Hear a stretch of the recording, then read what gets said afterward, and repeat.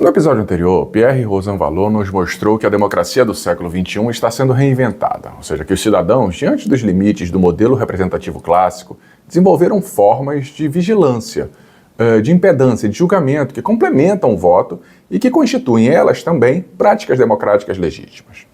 Um diagnóstico exigente, mas ainda comprometido com um projeto normativo. A democracia pode e deve funcionar melhor do que funciona, e há caminhos para aprofundá-la. O pensador do qual falamos hoje não compartilha esse comprometimento normativo. Não porque ele seja antidemocrático, ele não é, mas porque sua postura intelectual é radicalmente diferente de todos os outros autores que percorremos até aqui. Enquanto pensadores normativos perguntam como a democracia deveria funcionar para ser legítima, Luhmann pergunta como ela funciona de fato e recusa qualquer resposta que misture descrição com desejo. Onde Bobbio, por exemplo, lamenta as promessas não cumpridas da democracia, Luhmann argumenta que as promessas nunca foram outra coisa senão a descrição que o sistema político faz de si mesmo para poder se legitimar. Onde Arendt vê no espaço público o lugar da liberdade humana, Luhmann vê um sistema de comunicação que opera segundo sua própria lógica, independentemente das intenções dos participantes. E essa democracia, e se ela não fosse o governo do povo, mas sim uma ficção necessária que o sistema político cria sobre si mesmo para poder se legitimar? Essa pergunta parece muito radical. Talvez até seja, mas é o tipo de pergunta que Niklas Luhmann faz, e ele não faz para provocar nem para destruir. Ele faz esse tipo de pergunta porque ele acredita que entender a democracia como ela realmente é, ou seja, sem as ilusões normativas, é o único jeito de pensar sobre ela com honestidade. E que a honestidade intelectual, mesmo quando desconfortável, é sempre muito mais útil do que qualquer conforto que as ilusões possam trazer. Seja muito bem-vindo, seja muito bem-vindo ao Democrate, eu sou Alessandro Braga e hoje a gente chega ao 15º episódio, o penúltimo episódio da série Pensadores da Democracia.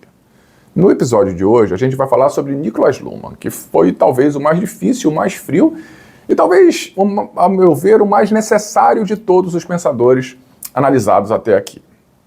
Porque chegar a esse penúltimo episódio sobre esses pensadores da democracia, com alguém que nos obriga a ver o sistema como ele é, ou seja, sem romantismo, na minha opinião é a melhor preparação no caminho do quase encerramento dessa série. Aquela que voltaremos a perguntar o que a democracia deve ser, e não apenas o que ela é.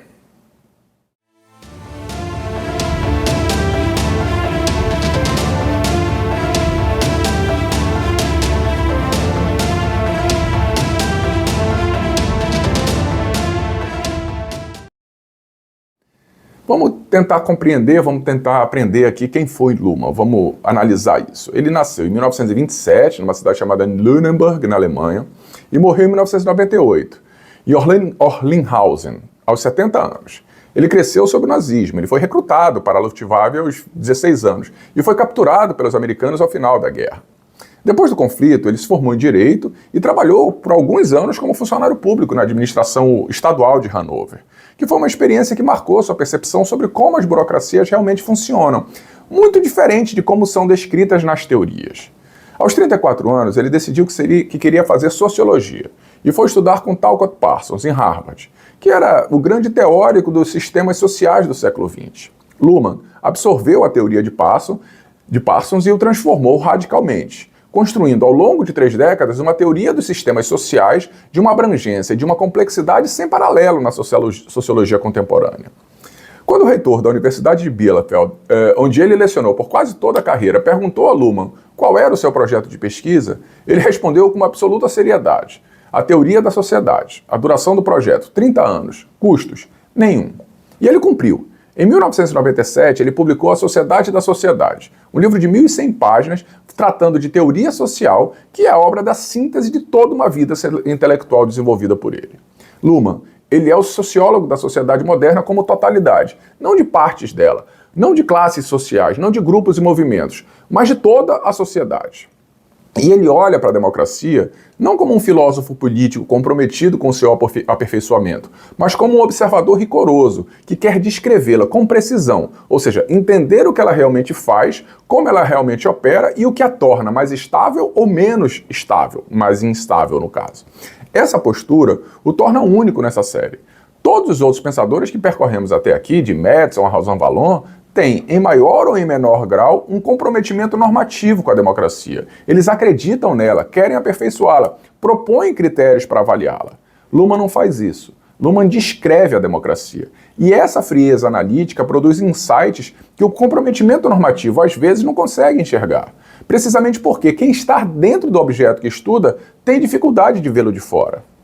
As obras mais relevantes que eu vou tentar destacar aqui para a nossa conversa são A Diferenciação da Sociedade, de 1982, A Teoria Política no Estado do Bem-Estar Social, que é de 1981, e O Direito da Sociedade, de 1993, além da Política da Sociedade, publicada póstumamente em 2000.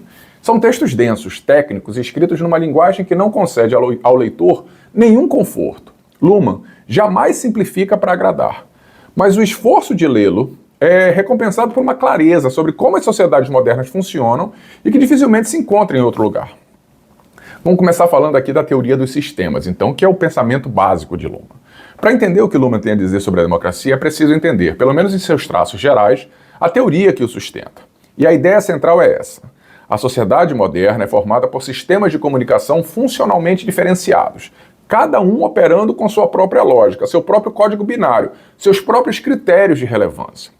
Por exemplo, o sistema econômico, ele opera com o código pagar-não pagar. Toda comunicação econômica pode ser enquadrada nessa distinção. Uma transação acontece ou não acontece. Um preço, ele é aceito ou ele é recusado. Um investimento, ele é viável ou ele é inviável. O sistema jurídico, por exemplo, ele opera com o código legal e ilegal. O direito não pergunta se algo é verdadeiro ou lucrativo. Ele pergunta se é conforme à norma ou não. O sistema científico, por outro lado, funciona com código verdadeiro ou falso. A ciência não pergunta se uma conclusão é lucrativa ou legal. Ela pergunta se ela é sustentada por evidências disponíveis. E, por fim, o sistema político opera com o código governo-oposição. Toda comunicação política se orienta por essa distinção fundamental. Você está no poder ou você está fora do poder? Cada sistema desses que falei agora, ele é operacionalmente fechado. Só reconhece o mundo nos seus próprios termos. Ele só processa a comunicação segundo o seu próprio código. Isso não significa que os sistemas sejam isolados uns dos outros. Eles se observam mutuamente, eles reagem aos seus entornos, eles se irritam reciprocamente. Mas cada um desses sistemas processa as observações segundo sua própria lógica. Por exemplo, a economia, ela observa a política, mas traduz o que vê em termos de custo e lucro, não em termos de poder e oposição. O direito, ele observa a economia, mas ele traduz o que vê em termos de legal ou de ilegal, não em termos de lucrativo e deficitário. Isso tem uma consequência que vai contra o senso comum político. Não há um centro da sociedade moderna, não há hierarquia entre os sistemas. Por exemplo, a política, ela não governa a economia. A ciência e o direito, ela governa a si mesma, segundo o seu próprio código. Quando um sistema tenta colonizar os outros, ou seja, quando a política tenta controlar a ciência, quando a economia tenta comprar o que o direito decide, o resultado não é ordem, mas sim disfunção. Os sistemas corrompidos, eles perdem a capacidade de cumprir suas funções específicas. E a sociedade como um todo, ela se deteriora. A independência funcional dos sistemas não é apenas mais um ideal normativo. É uma condição de funcionamento da própria sociedade complexa. Também existe um conceito de Luhmann que eu acho fundamental para entender essa teoria da democracia que ele traz, que é a autopoiese. Os sistemas autopoiéticos, eles são sistemas que se reproduzem a partir das suas próprias operações. Eles produzem os elementos de que são feitos através das suas próprias comunicações. O sistema político, ele produz poder através do exercício do poder. O sistema jurídico produz normas através da aplicação das normas. Cada sistema é, nesse sentido, autorreferencial, ou seja, ele se refere a si mesmo ao operar. Ele usa suas próprias operações passadas como referências para as operações presentes. Isso significa que os sistemas têm uma enorme inércia, eles mudam lentamente, eles resistem a pressões externas, eles tendem a reproduzir suas próprias estruturas, mesmo quando o ambiente muda. Isso significa também que não é possível transformar um sistema a partir de fora. As transformações, elas precisam ser processadas pelo próprio sistema, internamente, segundo a sua própria lógica. Bom, vamos agora falar da política como sistema e a democracia na visão de Luhmann. O sistema político moderno, para Luhmann, opera fundamentalmente com o código governo-oposição. Toda comunicação política ela pode ser enquadrada nessa distinção, quem está no poder e quem está fora do poder. Quem tem autoridade para tomar decisões coletivamente vinculantes e quem busca obter essa autoridade.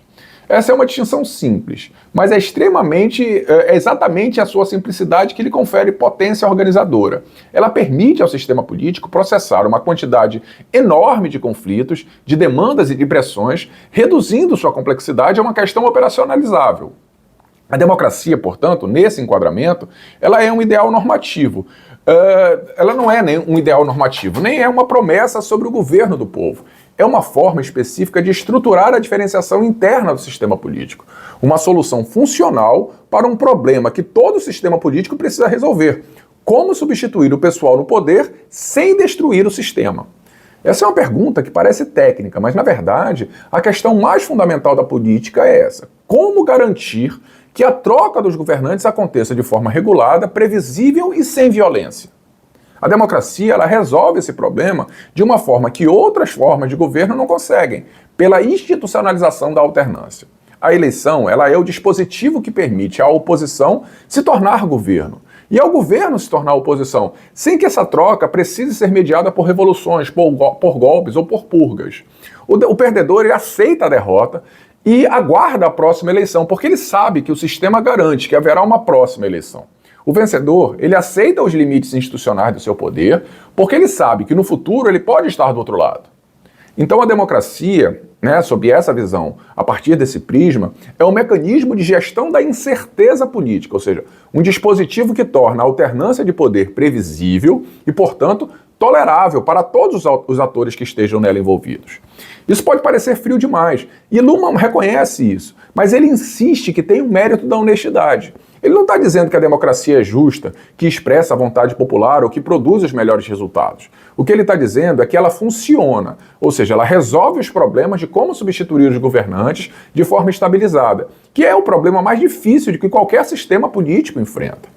E quando esse mecanismo para de funcionar, ou seja, quando a oposição se recusa a aceitar a derrota, quando o governo se recusa a entregar o poder, quando os atores relevantes deixam de reconhecer a legitimidade da alternância entre os poderes, o sistema político entra numa crise que nenhum argumento normativo, por mais correto que ele possa ser, consegue resolver por si só.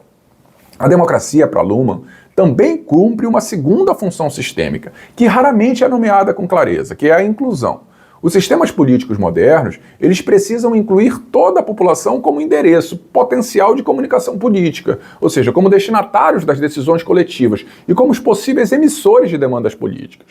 O sufrágio universal, nessa visão, ele não é apenas uma conquista moral, ele é a forma pela qual o sistema político moderno garante que todas as pessoas estejam incluídas como relevantes, como alguém cujas preferências importam, ao menos simbolicamente, para o funcionamento do sistema.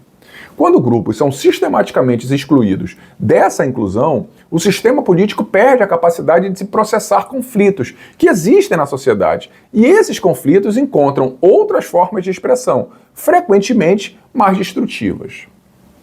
Vamos falar agora do paradoxo do povo e a autodescrição democrática.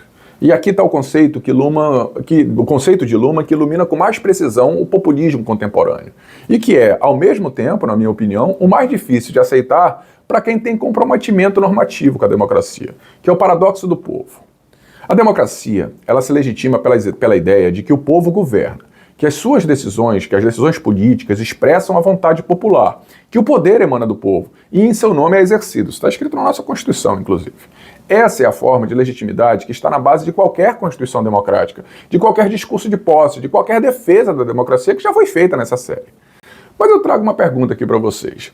Quem é o povo?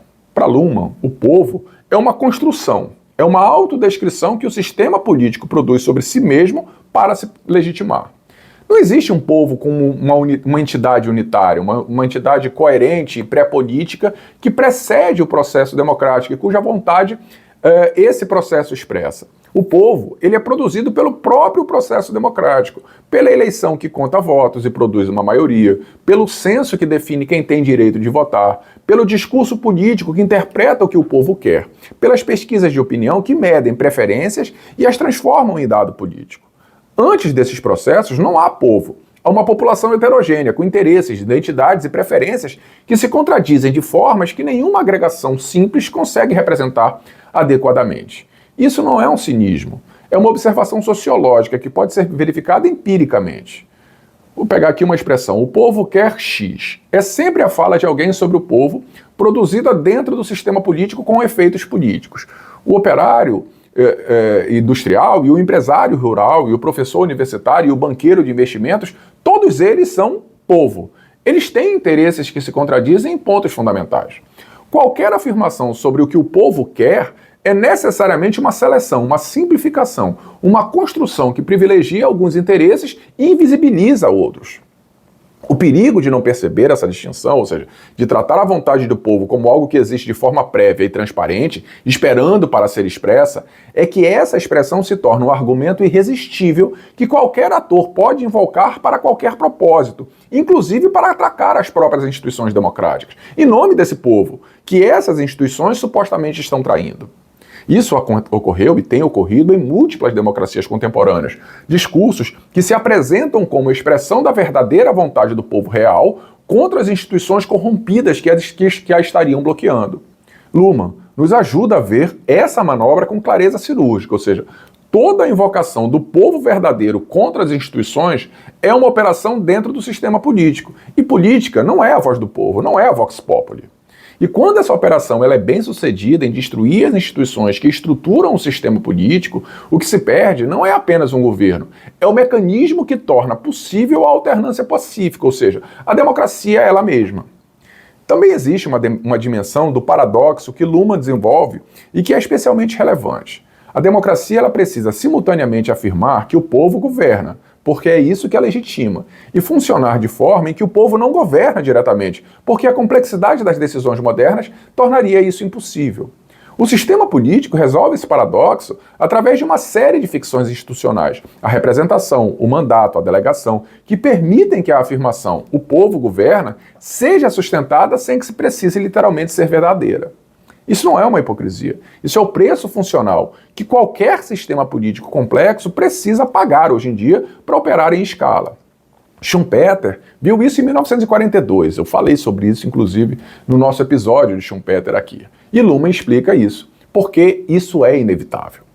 Bom, Luhmann nos deixa com uma sobriedade que é, ao mesmo tempo, desafiadora e necessária. A democracia, ela não é o governo do povo. Ela é um mecanismo que resolve o problema mais difícil da política.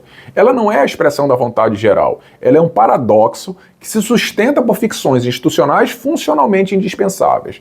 Não é o regime que promove a virtude cívica. É o regime que processa conflitos sem destruir o sistema. Quem aceitar isso sem desespero, quem conseguir defender a democracia conhecendo seus limites reais, sem precisar de ilusões que a enfeitam, está em condições de defender a democracia de uma forma mais eficaz do que qualquer idealista bem-intencionado. Bom, no nosso próximo e último episódio dessa série, da série Pensadores da Democracia, nós vamos falar de Jürgen Habermas. Ele foi um filósofo que fez exatamente a pergunta que Luhmann se recusou a fazer. Tudo bem, a democracia funciona dessa forma, mas o que a torna legítima? Não basta descrever como o sistema opera. É preciso perguntar se as decisões que esse sistema produz merecem obediência e em quais condições. Habermas vai nos mostrar que a legitimidade democrática depende da qualidade do debate que produz as decisões. E que quando esse debate é colonizado pelo dinheiro, pelo poder ou pela mentira, a democracia perde algo essencial que nenhuma descrição sistêmica consegue capturar. É a conversa que fecha a nossa série com a pergunta mais exigente de todas. Então, se você gosta desse tipo de conteúdo, não se esqueça de se inscrever aqui no canal, de ativar as notificações, de deixar sua curtida aqui no vídeo e de compartilhar com quem acredita que ver a democracia sem romantismo é a única maneira séria de defender essa democracia. Luhmann não nos diz o que fazer, essa não é a função da teoria dele, mas ele nos diz o que ver. Ele nos diz que ver com clareza é sempre condição de agir com eficácia. Então a gente se encontra no próximo episódio. Vai ser o nosso último. Até lá. Tchau.